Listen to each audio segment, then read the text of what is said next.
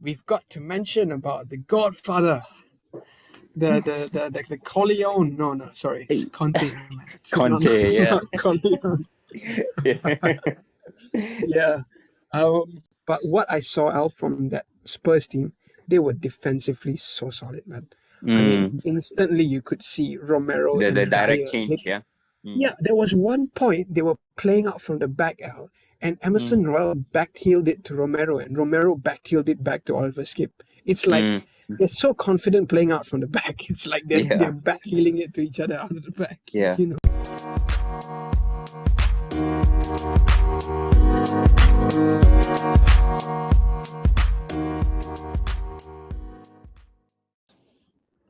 Hello and welcome to another recording of the Al and Jerry podcast with me, Jerry, and my buddy Al. What's up, guys? How you all doing? Crazy week of football. Fantastic What a week of week. football. And I hope you're all doing great. What a week of football, guys. I mean, like, especially for those Hammers fans out there in London. Yeah, West Ham. What a win. What a win. David Moyes. Blowing bubbles.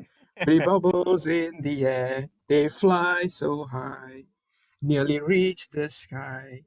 Then like my dreams, they fade and die. Fortune's always hiding. I've looked everywhere.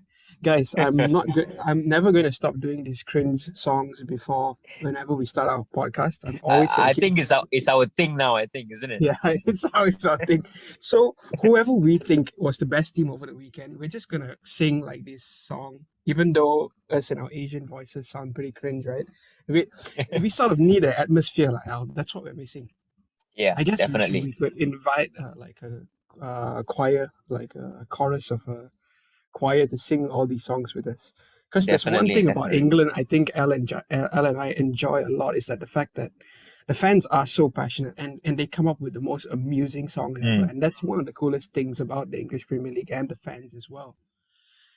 Mentioning about the fans now, I think United fans, well, it's sort of been that up and down roller coaster season for them again, huh? I guess we will discuss this Manchester derby first, since it was the game of the weekend. Interesting debates from the fans, from everybody across the board, even Micah Richards and Gary Neville as well. So yeah, I saw that. A bit of a heated debate there. Yeah, I saw the setup, and one of the things we spoke about before the match was the fact that Oli went for the three at the back again, right? The similar thing he had done at Spurs. But like you said, Al, in the last podcast, that this week was going to be the challenge, right? The challenge is against City, and City they set the standards, right, for the best team in the league. So from what you saw, I mean, were you proven right? I mean, did you have a point last week in the podcast that this was going to be the test and maybe might have not lived up to that expectation? Well, looking at the game as a whole, I think the 3-5-2 proved to be the greatest damage control sort of formation for Ole Gunnar Solskjaer and what he aims to do. It worked against Spurs because Spurs again had a very slow build-up play. They were lucky against Atlanta, I thought. I thought Atlanta played better. Man United obviously had the talent up front, which got them out of the jail. But when we look at the City United game over the weekend, really, I mean, the term man versus boys could not be used any more clearer, Jerry. I think it was City were training. Essentially, they were training their pressing, they were training their passing, they were training a lot, on the Old Trafford pitch. And without David De Gea, I think we would be talking again about a scoreline that might even better the Liverpool game. Honestly, very honestly, if I'm being very honest here. I think there was a save from Jesus just before the second goal. Yeah, what a save! Right before the first half, and that was a good save. And we sort of thought De Gea held them until the halftime, because if it was 1-0 at halftime, I think it'd have been an easy reset and they could have come out and tried to fight for something. But this is this decisive thing I want to ask you, Al. Who is at fault there for the second goal? Because I feel that second goal was really, really... I think even De Gea could have done slightly better because it was at his near post. Yeah, but do you think Shaw or Maguire should have gone for that, because at this level, right, just before halftime, and you switch off for that few seconds, it can be really costly. And Yeah. I found that was the turning point for the game. I'm sure you'd have felt the same, because if United had gone in the dressing room at 1-0, I think it, they could have opened up a little bit more of opportunity for them in the second half. But I think that second goal just killed the game off in a way, right? Yeah, no, definitely, Jerry. I mean, I think goalkeepers are very accountable for a lot of things today, which Yeah, sometimes I feel a little bit hard done by. We'll talk about Ellison later, I'm sure. But yeah, for Luke sure. Shaw cannot be leaving his man like that. I think Right. you looked at the 2 goals that City scored, yeah. I mean, very honestly, City dominant, fantastic. Pep, great plan, Phil Foden. I can't wax enough lyrical about them, but Eric Bailly, you cannot be challenging like that, Jerry. I mean, this is a Yeah, Manchester derby. You've got to keep your head up. You've got to be, settling down. You got to be cooling down. You got to be doing all possible that you can to ensure that your team is going to come through. And yeah, for an international player, for a player of his caliber, I think making that sort of a outrageous inside outside foot clearance that ended up in the back of the net, I think yeah. It that's was just like sort of unforgivable, a wild honestly. attempt at a clearance, right? Yeah, it's Yeah, it's unforgivable. I think this again there's a lot of factors. I'm sure he would be talking about match rhythm and getting into the game. He's only played like 2 games prior to this and stuff like that and all of that. But I mean, at the end of the day, when called upon, I think if you're playing for a club like Man United, one of these clubs, these big clubs against such a big team like Man City, you can't be doing things like that. And Luke Shaw, you can't be leaving your man for the second goal. I thought, he was ball watching. Bernardo Silva just ghosted in to the right. I know David De Gea should have done better. You know, he definitely should have done better. But my theory is this, and I don't know whether you're going to be agreeing with me, Jerry, but I think the goalkeeper always has got to be the last line of defense, and where the yeah, actual centre backs and the full backs have got to protect as much as they can. You see, I'm, yeah, I'm sure I'm sure everybody loves a good save. Everybody loves a good save, goal line save, all of these things. But yeah, keeping it as boring as possible without having to do all of that yeah. it's the primary motive of a defense, isn't it? If Definitely. you remember Maldini mentioning once that the fact that he has to make a tackle already proves that the game should not be like that for him. And that's the mindset. Yeah, That's the yeah, mindset. So you can't leave your man like that. And talking about United, just very quickly, um, Man City, obviously, players like their fullbacks. I thought Walker had a good game, and Cancelo especially, because yeah, Cancelo, I think correct, both goals correct. came from Cancelo's wing, especially, and Yeah, Pep has started to use Cancelo as that outlet. yeah. Very He much he like, he was very effective. yeah, I don't know what Man United's game plan are. I could see what Man City want to do. I could see the role that everybody is playing. I could see effective changes. De Bruyne, when he was not effective as a false nine, dropped off, came back, made himself effective. But Man United, they press when they want. They do everything when they want. It's 5 minutes pressing, 10 minutes just jogging. It's 15 minutes, hands on hips and hands on shoulders and just sulking around. Bruno Fernandes has got to do better. As good as he is, I think complaining he left, right, center is not going to do any good. He again, he's another one. I thought pressing only when he wants. I'm sure Man United right, fans don't want to get on his back, definitely. But yeah, yeah, I think the Solskjaer project definitely looks like it's coming to an end. I do not see what's going to happen yeah, next. It looks like yeah, it's just a matter of I think let's just pick out a damage control formation like 3-5-2 without actually knowing how a 3-5-2 works, because that was not exactly how it was. I'm struggling to pick out a good player in that 11, except for David De Gea maybe. yeah, And honestly, I don't know what to say about Man United. I think every week we're talking about the same things, yeah, and I think the common denominator is that they are very poor. And well done, City. I mean, coming back from the Crystal Palace loss, they were dominant from minute one right till the end. I thought they were in control. Their centre backs. I thought United would target John Stones a little bit more. I thought he would be the weak link in that defense. He's very mistake prone. Great yeah, player, but if you attack him, he does make mistakes. And I thought United would have exploited that a little bit more, but it didn't look that way. They had just one opportunity, a Ronaldo chance, and I can't remember anything else that they actually did very effectively in that game, because even if they were set up with a defensive lineup, they were defensively very poor either. So it was getting penetrated by so many different ways, and United really, really poor on the day, and very worrying times. They're only 9 points behind Chelsea.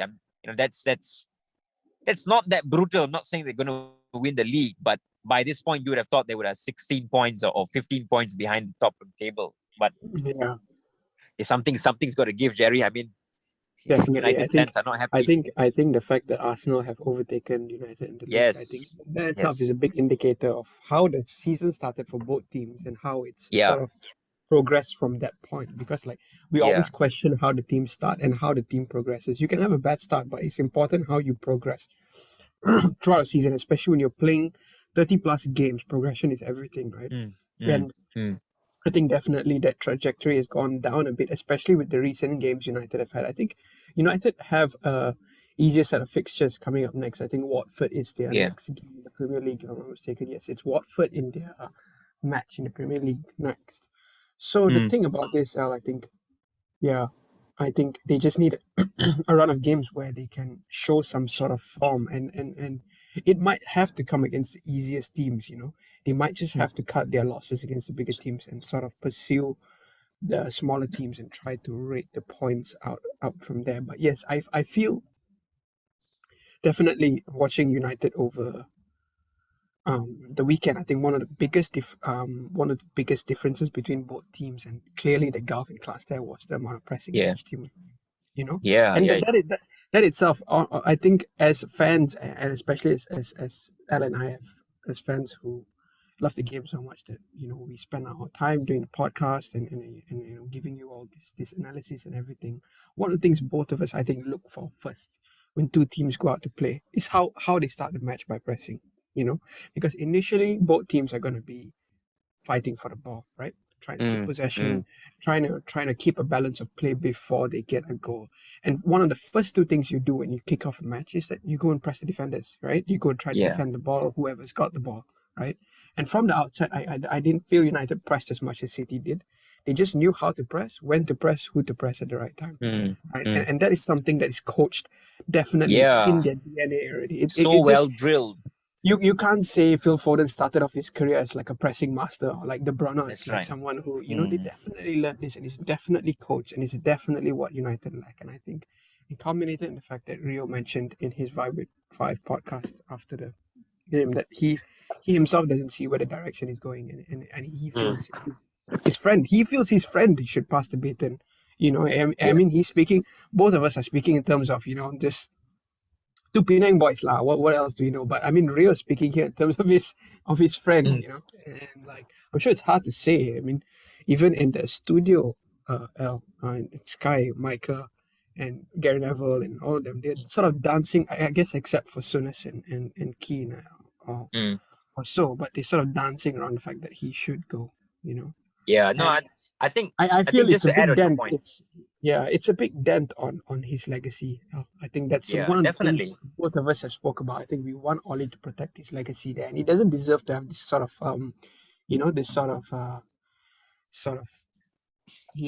analysis, and this sort of really. No, the way I look at it, the current people who are actually really spitting hard cold facts about Man United at the moment are those that have nothing to do with Man United. Carragher, Souness. I know it's a very difficult thing, and that's for a different day. But it's never easy having to criticize a mate. I don't know what Rio Ferdinand, Gary Neville, especially Roy Keane, even they must be going through. On one hand, you can say they should be professional. They're a pundit. They should put all those things aside. But on the other hand, the friendship is there, and obviously you can't be calling. They're just standing up for their mate on live TV. Yeah, exactly. So it's a rock and a hard place. So definitely, it's a difficult thing altogether. But if you want the facts, the truth is out there, and you can just go and look for Jamie Carragher. Right.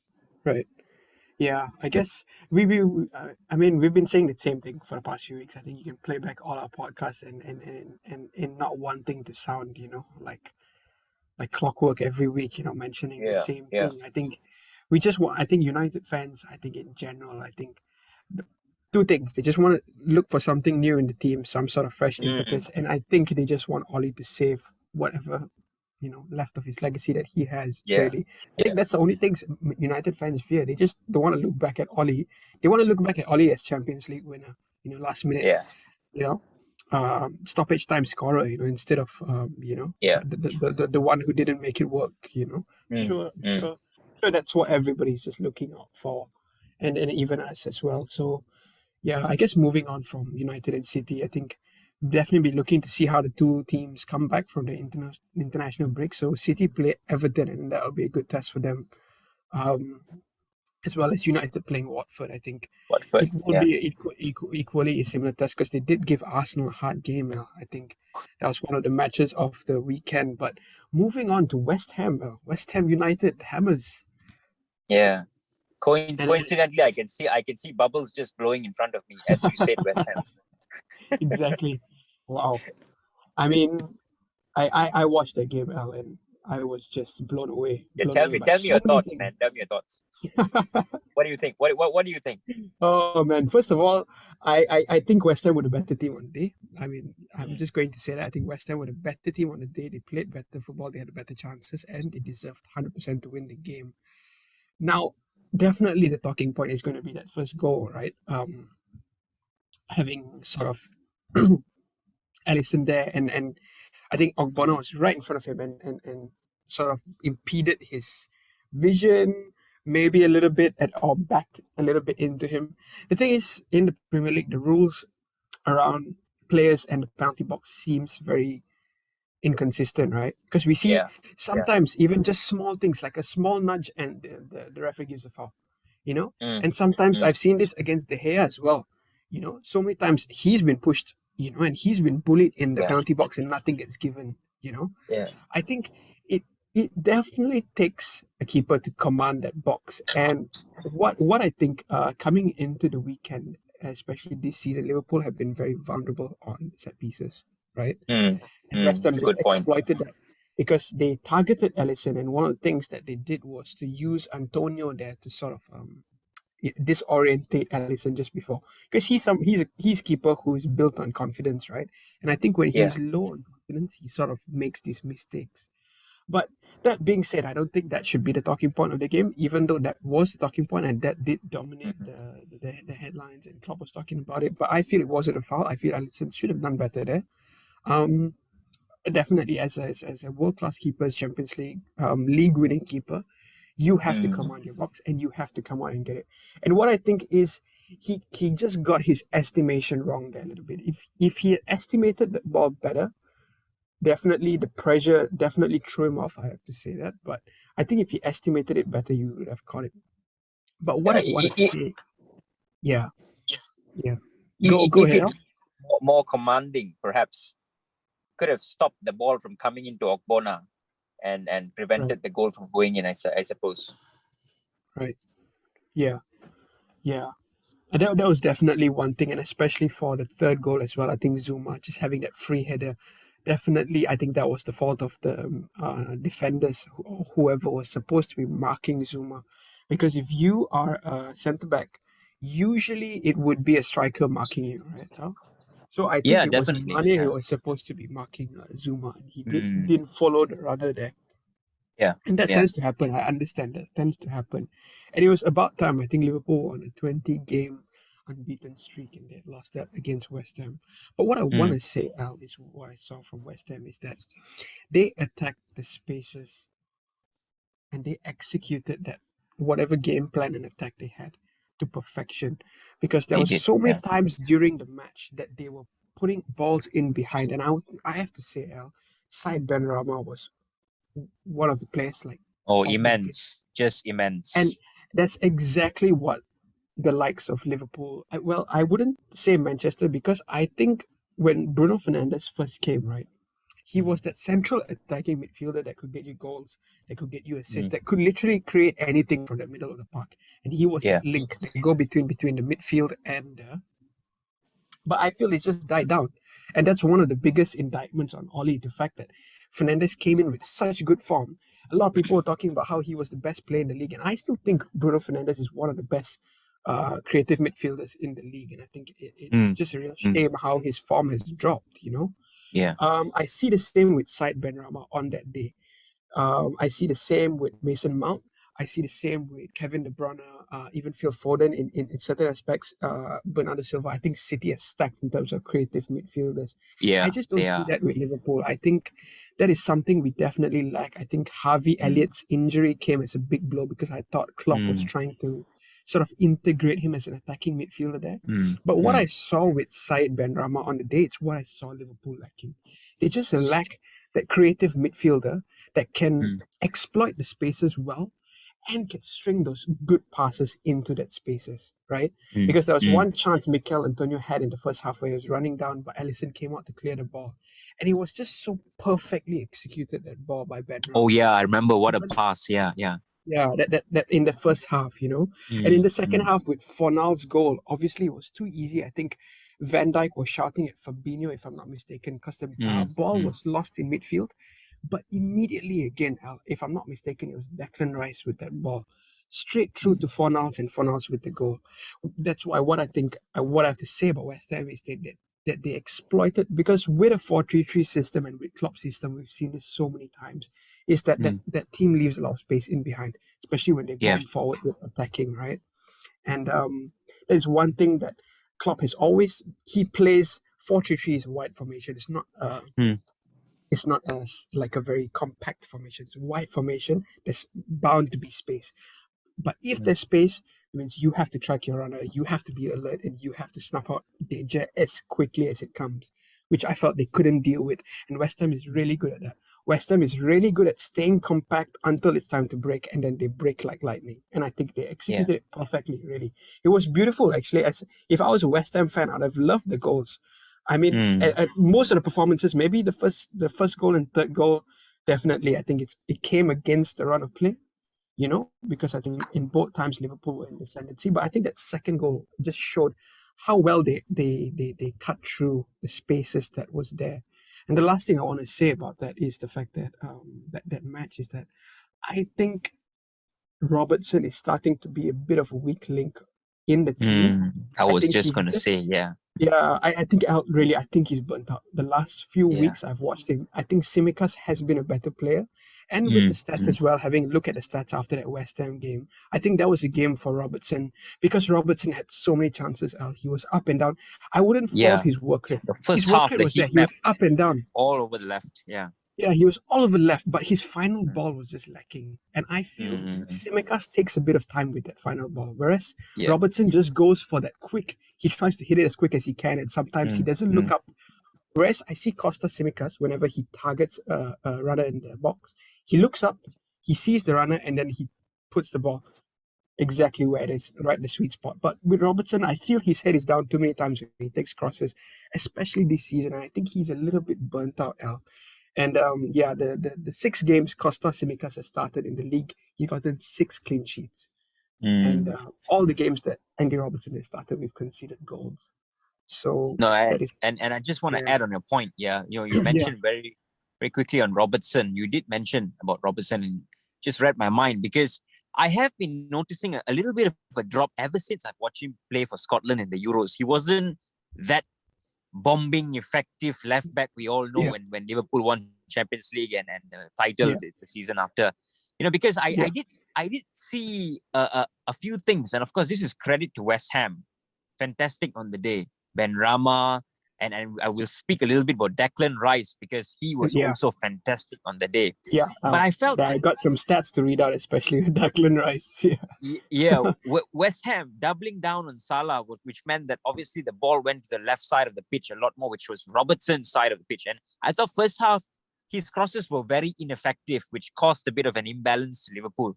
And I was thinking to myself, okay, second half, I'm sure Klopp's going to be rallying to them to tell them, get it more on the right, get it to our best player, obviously Salah, obviously for that matter, And he started getting into the game a little bit more. I thought Origi's goal was clearly, a picture of how Salah has helped that pass go on to him, and Origi, fantastic finish. But you know what, West Ham wise, I have to admit, I have never rated Declan Rice perhaps for looking that highly, and watching him over the last 5 games. I have to say, I've been waxing lyrical about them since the league started. I've been saying a lot about Souček and Rice. I even suggested Rice for United. Exactly. I was thinking this guy would be perfect for Man United, honestly. Yeah. And I'm looking at Declan Rice, man. I tell you, really, really, really growth in that player, maturity. Just fantastic against a fantastic Liverpool team. And he was unfazed. He was rock solid. He was great for West Ham. And I thought, obviously we're talking about all the good things, and he was fantastic. He was the one which was holding them to be attacking players to just go on forward. And I think you need that in your team, especially in modern football. Exactly. No, I think Declan Rice, he thrives in those kind of performances. He thrives in the big games. He thrives in that sort of situations, right? So yeah. No, credit West Ham. Yeah. I didn't think Liverpool was really poor, but I thought West Ham were really good, and I think that was the difference, I thought, on the day. Yeah, really. I think that was definitely the big difference on the day. And I just want to say, because that team functions really well, Al, and I think for David Moyes to pick Declan Rice as the captain, right, I think it's a big indication of the kid's sort of character and maturity, because David Moyes is not someone to just pick players in his team and pick captains who are not ready for it. And I think if he sees something in Declan Rice, I truly think he is ready. And from what we saw over the Euros, I think Declan Rice was an important part in England getting to that final, because that solidity in midfield is something that England have lacked for so long, right? We've lacked a solidity in midfield, and that's what Declan Rice has brought. And his stats this season, he's number 1 in blocks, number 1 in interceptions, passing accuracy, possession won, successful passes, and tackles won. And you see, for the way West Ham play, that's perfect. He's taking all the right areas, because interceptions, and you're starting on the counter attack. So your attack starts from an interception, isn't it? And that's what Declan Rice is number 1 in the league. Passing accuracy, that's so important in a counter attacking team, to pick the right passes and to pick the perfect weight of ball for the strikers to just go on and hit it. He's number 1. Possession won. That is a big thing, because sometimes teams can have possession for 5 minutes, 10 minutes, 15 minutes. And you need someone to just come in and break that possession and break up everything, correct? Yeah. Exactly. To be that battering ram in the midfield. He's number 1 in that. Successful passes, number 1 in that. Successful passes just shows that, each and every pass that you make is done with perfection, so that you don't waste any opportunity, because you can have 6, 7, 8, 9, 10 great passes throughout the game. But if there's one counter attack which needs that perfect pass and you don't give that perfect pass, it doesn't matter whether you have those 10 passes and all. So his successful passes as well is number 1, and with his tackles won. So there's definitely more to see from Declan Rice here, but I think Al and I just giving him the respect, giving him the props giving him the props, especially for a player of that age, really, because he seems like someone who's low key. We don't see him about talking to the media that much. He seems someone who's just there to do his job.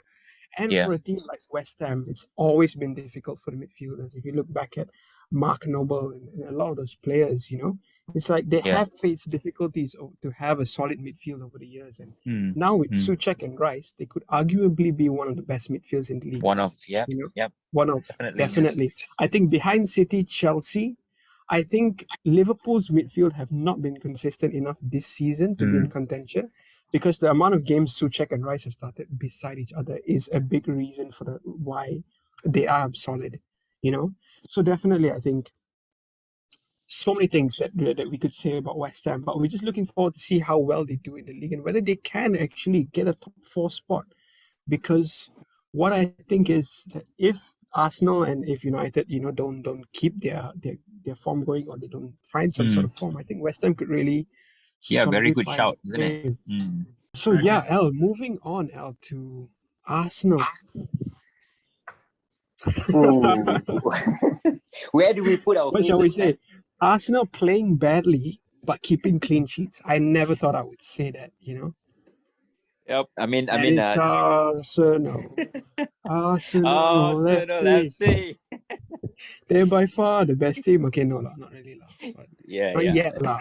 But Yeah, not honestly, yet, I not yet. feel Al, they're in prime position to beat Liverpool. I think when the international break starts, you know, I think if Mm, they played smart, stay solid back defensively. Obviously, that Liverpool don't come hunting them down like wild dogs, lah.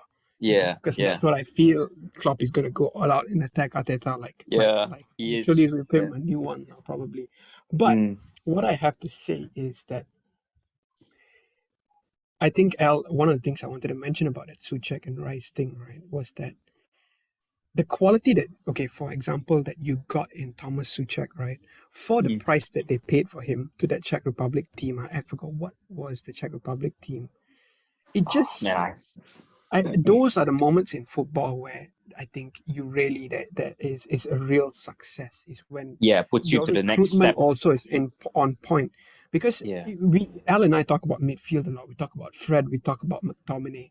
You know, Mm, and mm. okay, McTominay, I understand he came from the academy, but I think United had spent 40 million plus on Fred, if I'm not mistaken, right? Yeah, yeah, And it's just sometimes that recruitment also that's off. Like even with Naby Keita, I think Liverpool had spent quite a lot of money, if I'm not mistaken, 60 to 70 million on Naby Keita, you know, yeah. and that didn't really work out.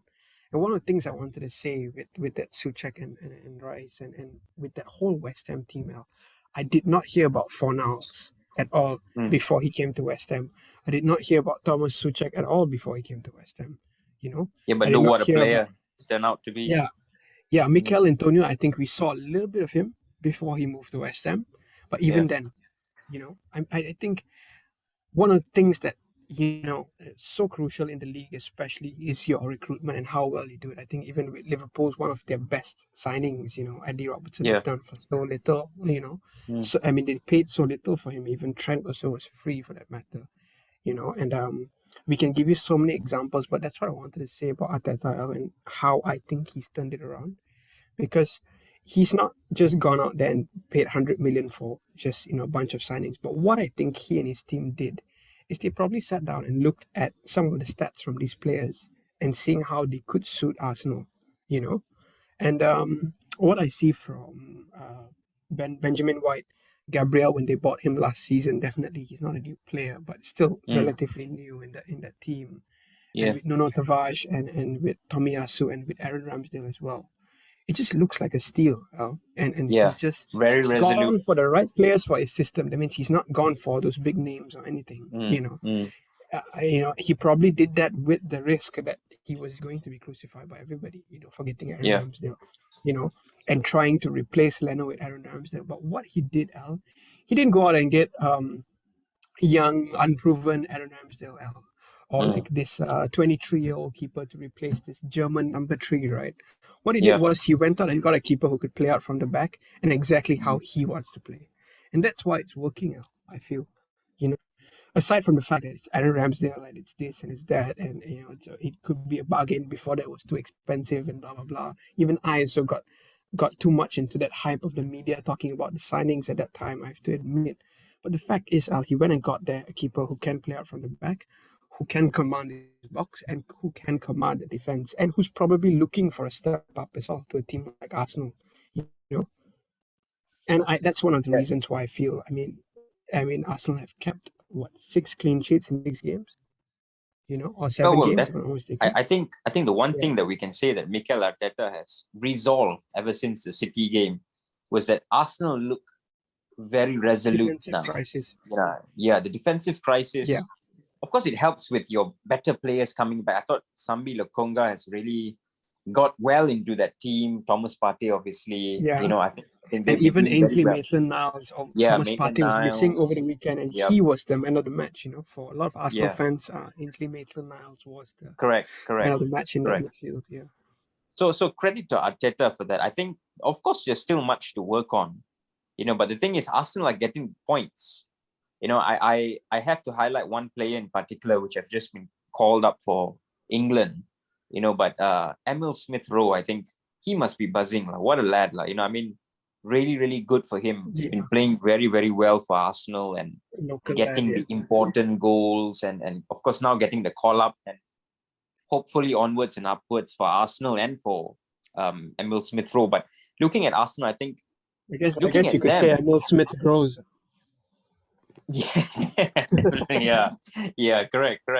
And looking at that, I think the most important thing that they've done is that they have covered their cracks a little bit from not cracking anymore. And I think that the defensive players that have come in, we didn't see at the start. And I think that there could be reasons to that. Obviously, Brentford, the first game, coming into the Premier League such a long time, the whole atmosphere, I think we could see that happening. And of course, City, Chelsea, we could see that happening. But after that, that was where we were talking about, okay, now is the real time to look at Arsenal, what they're going to do, how they're going to fare.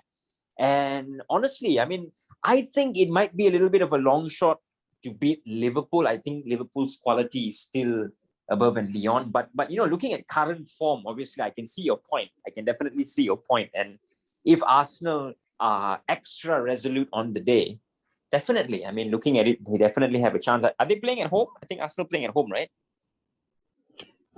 Yes. So they played at home against Watford in their last game.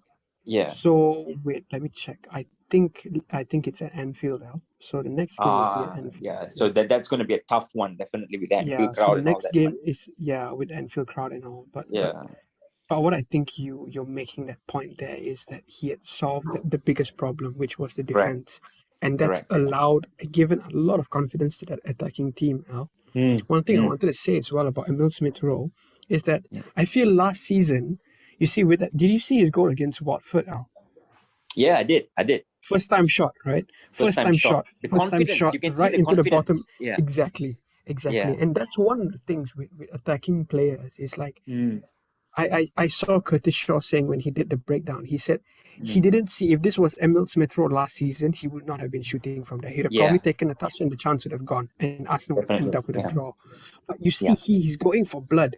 He's like going for that first time wallop. He's like, every time he gets the ball, he wants to crack it into the goal, And that's the sort of confidence that comes from having... Yeah, you want that. Yeah. Yeah. I think every attacker wants that confidence for the fact that, they cannot have a great game. They can be a bit blunt up front, but your defense will always be there to sort of, protect you so that you can have that amount of space and confidence. Because the thing is, if your defense suffers, the team, the opposition team, the whole is team going to be on you. Like against, exactly. You see, like Emil Smith-Rowe suffered against City because they couldn't handle City and they were just letting in goals, But yeah, I think with Emil Smith-Rowe, I think a lot of people were like, why was he given number 10, right? Number 10 such a big number. Iconic jersey and all that. Emil Smith-Rowe, yeah, exactly. And I see Emil Smith-Rowe getting maybe 10 plus goals this season if he keeps on form, obviously. He has it in him. He has it in him. And he could be a goal getter, and he saved Arsenal a lot of times this season. And I'm very, as well, I think that was a good shout, I think. Yeah. But do you think this Gabriel Magalhaes and Benjamin White, as they like to call him, Benji? No, I'm just kidding. I think that was just me making fun. But do you think Benjamin White and Gabriel Magalhaes could be a good partnership from what you've seen over the last few games? No, I think they've got Liverpool next, and I think they have another team after that, which I'm not sure. And then they've got Man United at Old Trafford.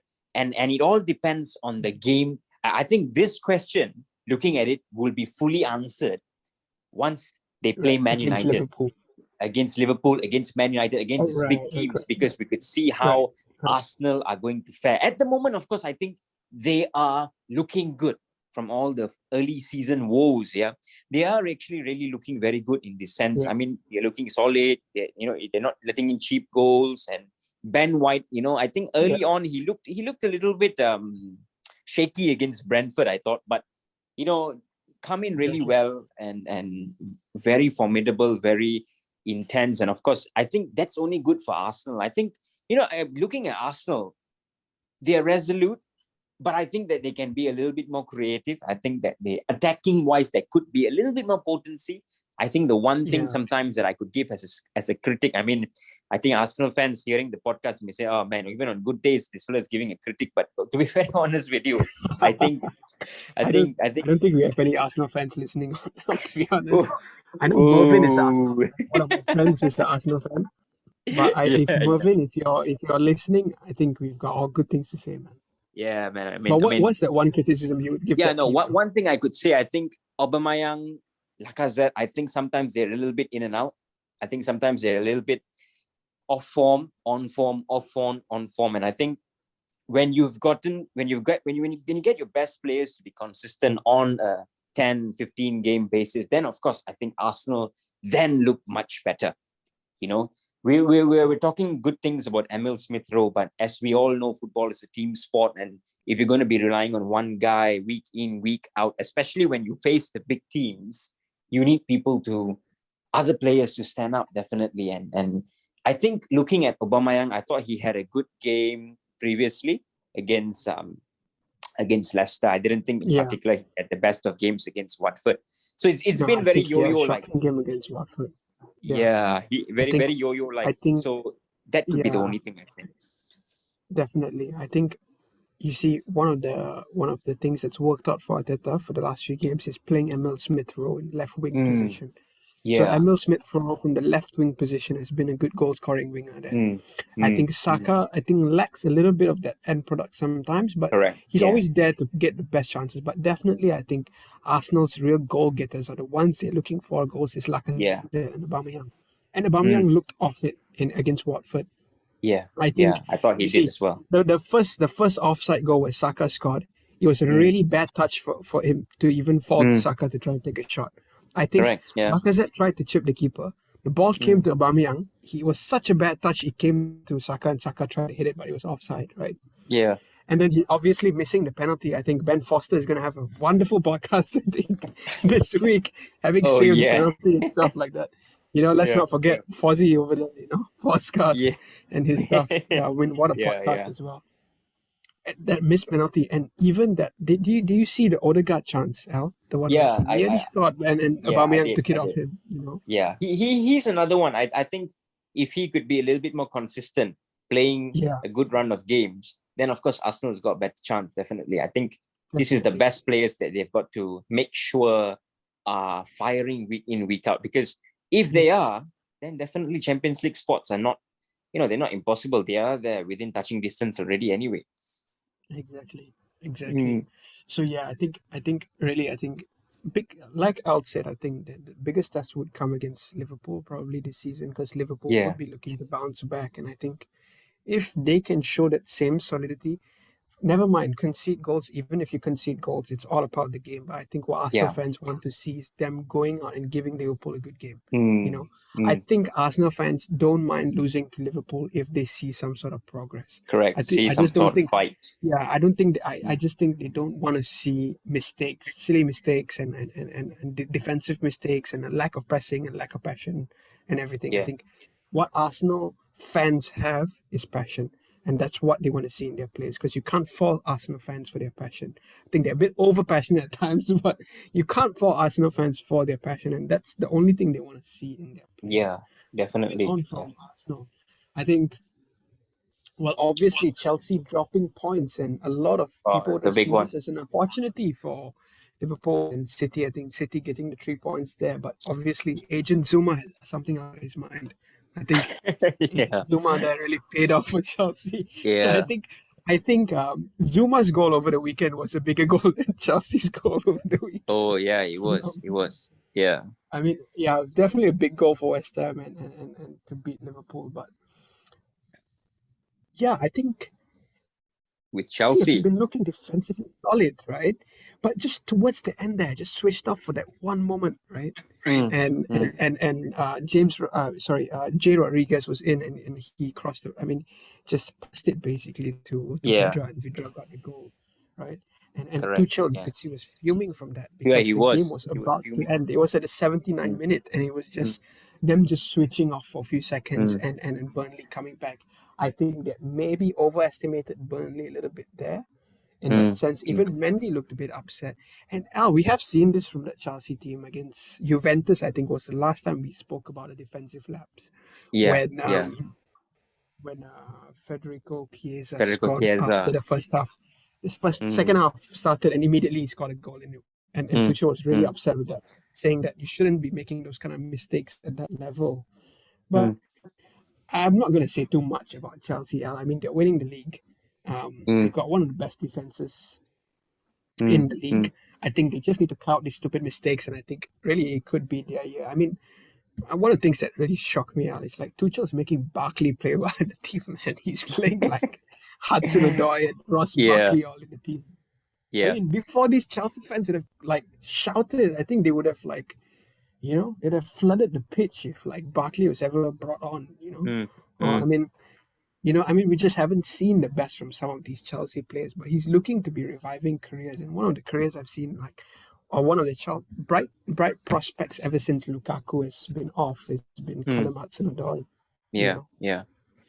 I think for Chelsea, if you look at it, I think they look really good, but at the same time, I think if we were pinpointing on their ultimate weakness, I don't think it's the defense. I think they're very, very solid defensively as well.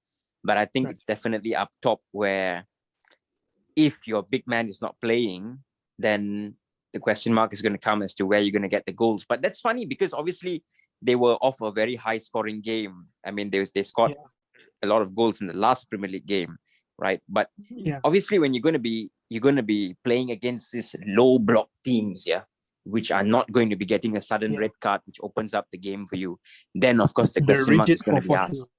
Correct. Yeah. And Kai Havertz, again, another one off and on. And, we all know Timo Werner, very hardworking, but not the greatest finisher. And Romelu Lukaku is out at the moment for Chelsea. And if anything, I see Chelsea struggling this sort of a form. I think I see them struggling in terms of maybe getting the second odd goal to kill the game off, like probably they could have done against Burnley, because I wouldn't say in particular they are rinsing the league at the moment, even though they're top. They look good. But it's not a total finish close chapter. With Chelsea, I've been I think if it was City 2 years ago, and we were doing this podcast every week, we'd just be saying that's the team to win the league. Whereas now we're sort of questioning. I think when City went sort of unbeaten until Liverpool beat them at Anfield, I think that team for certain you could see they were going to win the league. Defensively, attackingly, they were like really well. I mean, even with Aguero on form, I think in that season, So maybe more twists and turns to come, but Chelsea need to kill these games off. I think the one thing that they're lacking at the moment is that, again, direct number 9, which whenever Lukaku is not playing, it's a common concern. And even when he was, I thought I was saying the same thing. We were saying the same things because they're not playing to his strengths, and that's the only concern that I have for Chelsea. My only worry for them is that aspect of the department. But of course, I mean, top of the league, winning games at the end of the day. I mean, of course, not dropping 2 points, but still not losing, and looking at it on that perspective of things. They look good, but I think there's still more to come. I just think there's more to come still. That's my opinion. So just to give some context, Lukaku's last goal was for Belgium against Italy in the Europa Nations League, and he hasn't scored a goal since then for Chelsea, and he hasn't played as well for the last few weeks. So it just could be another case of Andy Robertson where he's burnt out, and I think he could come back a better player.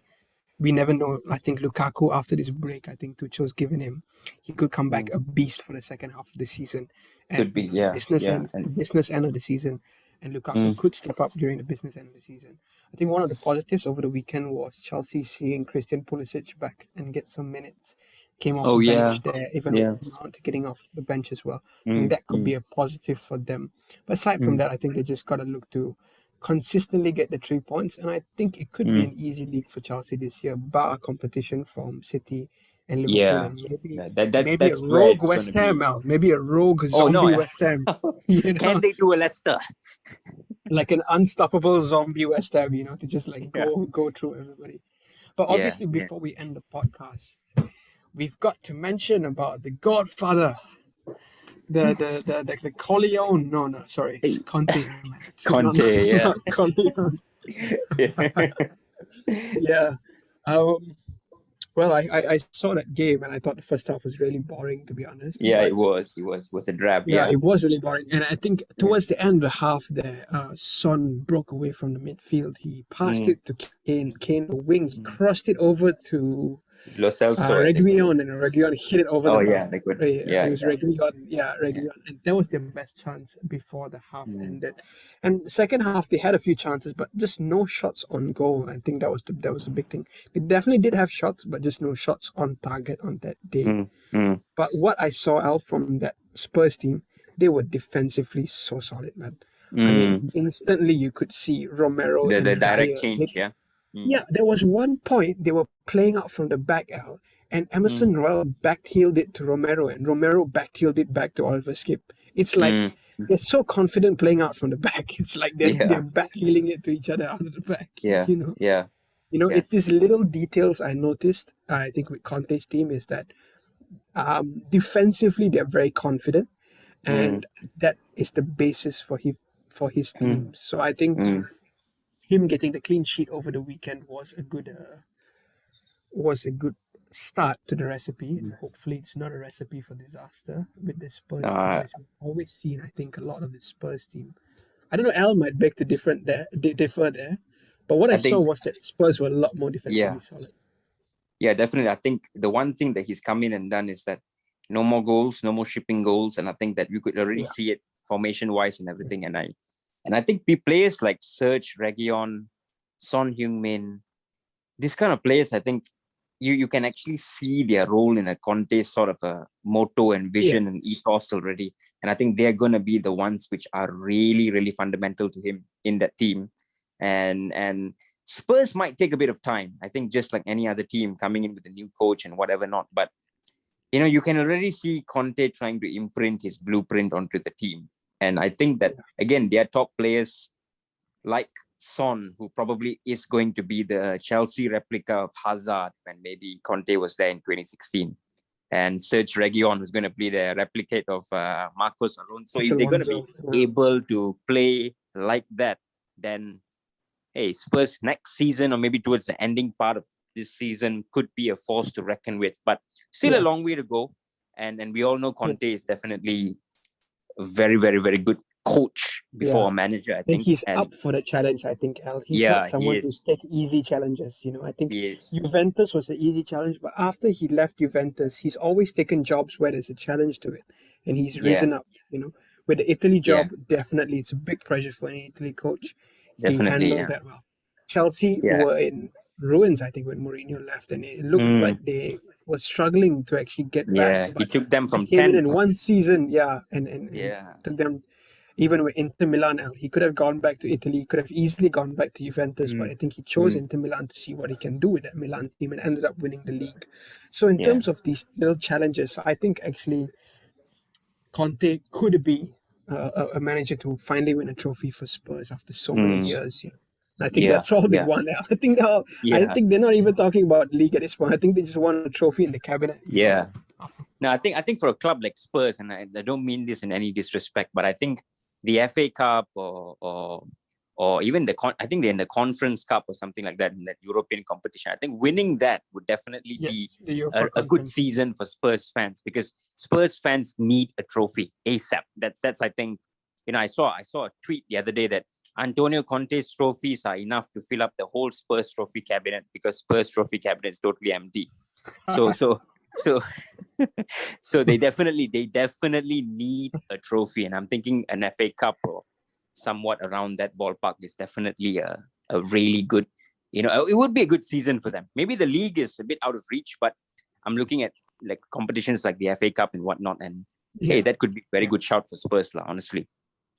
Yeah, for sure. So I think that's all we have time for match week 11 of the Premier League. So many things to talk about, so many talking points there. And yeah, we will try to. We have some ideas, I think, for the channel, for this podcast. We'll try to do them the best we can. But for whoever has clicked on, whoever has listened, even for a little bit, we do thank you so much. know there's a few of you who stay tuned until the end. But aside from that, we'll see you again soon after the international break. It's going to be a 2-week international break, Al, and we hope to see you guys soon. All right. Yeah, it's going to be a boring international break for most fans, except if you're a Man United fan. So it's going to be one of them that, you know, you're going to say thank God for the international break. But yeah, I mean, I can't wait to look at the fixtures that are going to be coming back after the international break. Definitely.